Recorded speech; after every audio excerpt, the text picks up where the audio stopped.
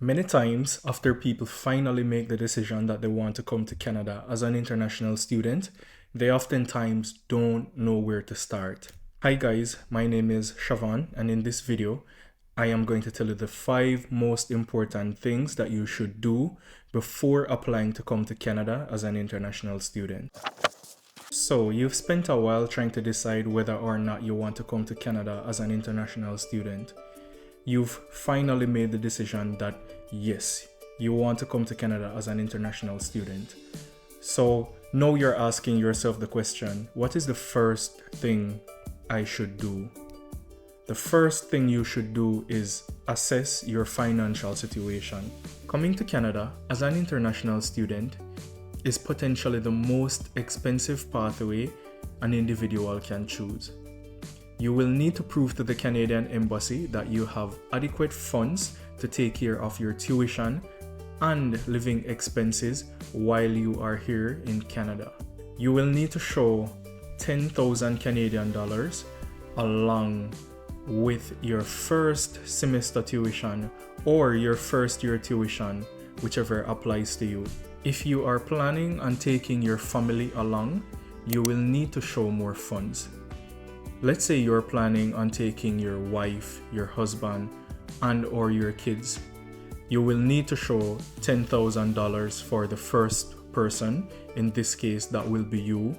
You will need to show $4,000 for the second person and $3,000 for the third person. Next on the list is to assess your educational background and what is your current situation. This is where you will start to ask yourself questions like, what are my interests? What have I studied before? What do I want to study right now?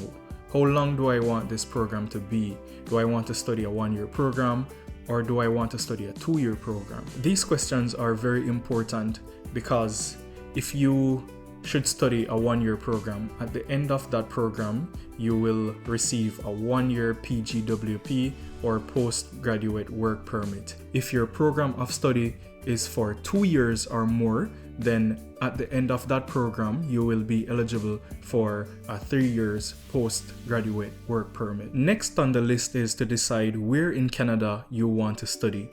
This might actually be the most fun part. However, it can also be the most challenging part since you will have basically 10 different provinces to choose from. It is important to do some research on the different provinces to see which province best aligns with your needs. Different provinces have different things to offer.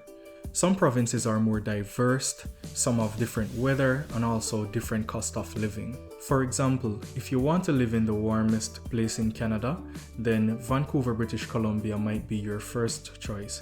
However, Vancouver has one of the highest cost of living in Canada, with a 2-bedroom basement costing you as much as $1,900 per month.